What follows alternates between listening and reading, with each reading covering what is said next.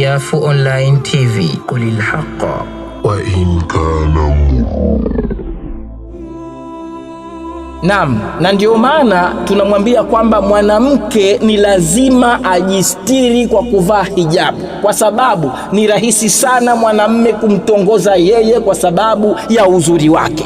Ndio wanaume kutongoza kwao kunasababishwa na ule uzuri ambao unaonekana kwa mwanamke. Na kabla ya Uislamu haujafika, mataifa mengi yaliamini kuwa uzuri wenye thamani unapatikana katika mwili wa mwanamke peke yake. Uislamu ulivyokuja ndo kabadili fikra hizo kwa kuwafundisha watu kuwa uzuri wa mwanamke sio mwili peke yake wala sio sura yake, bali uzuri wa mwanamke ni tabia na fikra pamoja na mambo mengine. Wala haijaandikwa kabisa katika sheria ya kwamba eti mwanamke lazima ajioneshe uzuri wake. Hakuna apasaye kuona wala kufaidi uzuri wake isipokuwa mume wake. Lakini wengine wakaja juu na wanasema, wanasikika huko ya kwamba eti wanadai ya kwamba hijabu sio wajibu. Hebu tuangalie katika Qur'an pale Allah alipokuja kusema katika suratul Ahzab, kama sitaikosea, aya ya 59, Allah anasemaje? Baada a'udhu billahi minash shaitani rajim, ya ayyuhan nabiyyu qul li azwajika wa banatika wa nisa'il mu'minina yudnina alayhinna min jalabibihinna dhalika adna an yu'rafna fala yu'dhain wa kana Allahu ghafurar rahima. Allah subhana anamwambia mtume wake, ewe mtume, waambie wake zako na binti zako na wanawake wa Kiislamu wajiteremshe uzuri nguo zao. Kufanya hivyo kutapeleka upesi wajulikane kuwa ni watu wa heshima, maana yake wasiudhiwe, na Allah ni mwingi wa kusamehe na ni mwingi wa kurehemu. Tuzingatie kuwa Allah anapozungumzia kuhusu hijabu kuwa ni wajibu, amejumuisha wanawake wenye kuamini. Pia Allah hakukusudia tu kwa wake wa mtume peke yake. Kwa hivyo ni wazi kuwa aya hii haikuteremshwa kwa jamii ya mtume peke yake, bali imeteremshwa kwa ajili ya kuhifadhi wanawake wote. Kwa hivyo sasa, wanawake wote wenye kuamini ni lazima wavae hijabu ili waheshimiwe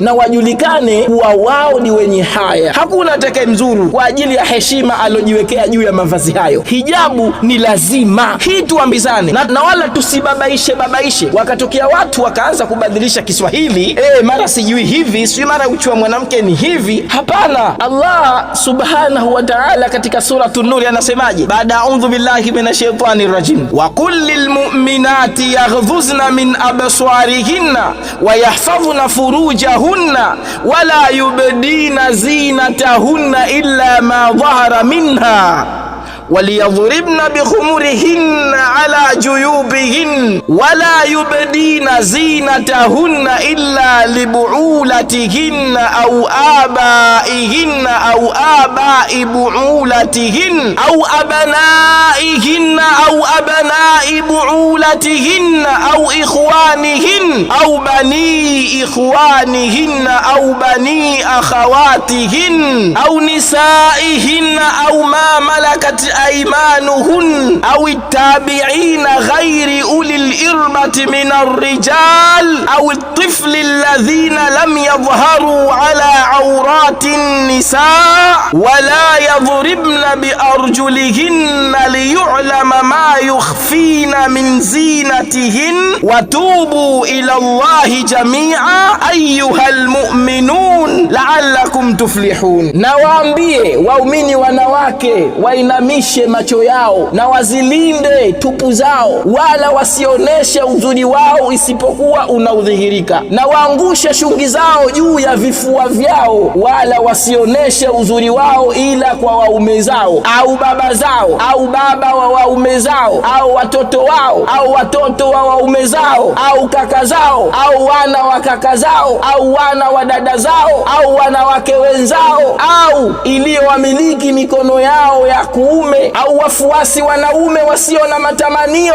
au watoto ambao hawajajua mambo yaliyohusu mambo ya uchi, wala wasipige chini miguu yao ili yajulikane mapambo waliyoyaficha. Na tubuni nyote kwa Allah enyi waumini ili mpate kufanikiwa. Wataalamu wengi wanasema kuwa ni lazima wanawake wajifunike mwili wote. Allah subhanahu wa ta'ala aliposema wanawake wavae khimar, hakumaanisha kuwa wavae leso kubwa tu, bali ni kuwa mwanamke akivaa hiyo khimar itamfunika mapambo yake muhimu, nayo ni masikio, shingo na kifua. Kwa hivyo mwanamke akivaa kitambaa kidogo ambacho hakimsitiri mapambo yake hayo tuliyotaja hapo, basi hiyo sio hijabu. Na baada ya kuona katika Qur'an kuwa hijabu ni wajibu, sasa inampasa mume kumhimiza mkewe na kumshawishi avae hijabu ili aheshimiwe, lakini pia athaminiwe kuwa yeye ni mcha Mungu. Katika aya nyingine Allah subhanahu wa ta'ala anawahutubia wanawake wa Kiislamu wasioneshe mapambo yao kama walivyokuwa wakifanya wanawake wakati wa ujahilia. Wanawake wa kijahilia wakati huo walikuwa wakivaa nguo ndefu, lakini mapambo yao yote yalikuwa yakionekana,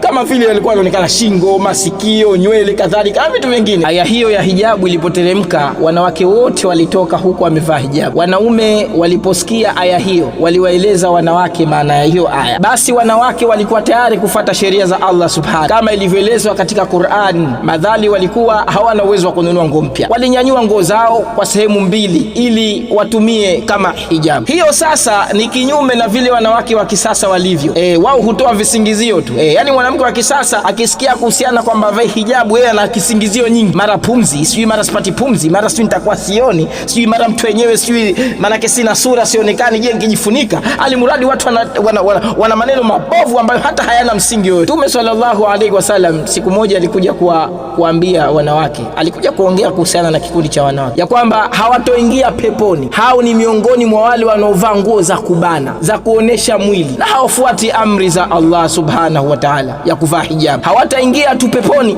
bali hata hawataisikia harufu ya pepo ambayo harufu yake husikilizana masafa ya mwendo wa miaka 500. Lakini pia katika kutilia mkazo umuhimu wa kujifunika, ili mbidi Mtume sallallahu alaihi wasallam alipige vita kabila moja la Kiyahudi ambalo lilimchezea shere mwanamke wa Kiislamu akiwa sokoni. Walimfanyia hila huyo mwanamke kwa kuifunga nguo yake ili akitembea aanguke na nguo yake ipasuke kisa awe uchi. Kuna watu wahuni sana. Basi mwanamume mmoja aliyeshuhudia hayo alipigana na kumuua yule Yahudi aliyefanya mambo hayo, na Mtume sallallahu alaihi wasallam aliamrisha jeshi lake liwafukuze kabila hilo la Kiyahudi nje ya Madina. Manake huko ni kuonesha wazi ya kwamba mwanamke anatakiwa aheshimiwe na avae vazi lililo bora la kisheria, sio kama leo hii watu walivyo. Mwanamke anovaa stara leo anaonekana mshamba. Wakati ule alipewa amri. Wakati ule Mtume hakukasirika kabisa kumwona Yahudi akipigana na mtu ambaye alimsababishia mwanamke huyo madhara. Leo hii iko tofauti kabisa ndugu zangu. Mimi maneno yangu ya mwisho ni kwamba wanawake wajistiri. Wanawake wajistiri vizuri. Tunawaambia kabisa, sio mwezi huu tu mtukufu, bali hata siku zinazoendelea wanawake wanapaswa kujistiri. Kwa hiyo nahisi kijana wangu hapa aloniambia nieleze jambo hili kwa ufupi. Bitaufiki nimemaliza, alhamdulillah. Siafu Online TV, qulil haqqa wa in kana